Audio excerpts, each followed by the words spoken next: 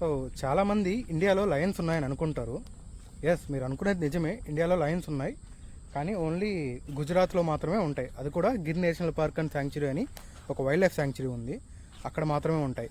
అలా ఎందుకు అంటే pre independence and 18th and 19th centuryలో కొన్ని incidents and also over hunting, అంటే హంటింగ్ అనేది ఎక్కువైపోయింది. బ్రిటిషర్స్ కానీ మన ఇండియన్స్ కానీ లయన్స్ అండ్ టైగర్స్ని విపరీతంగా వేటాడేవాళ్ళు. సో ఆ రీజన్ వల్ల 1972 కల్లా మన ఇండియాలో లయన్స్ అనేవి కంప్లీట్గా ఎక్స్టింక్ట్ అయిపోయాయి.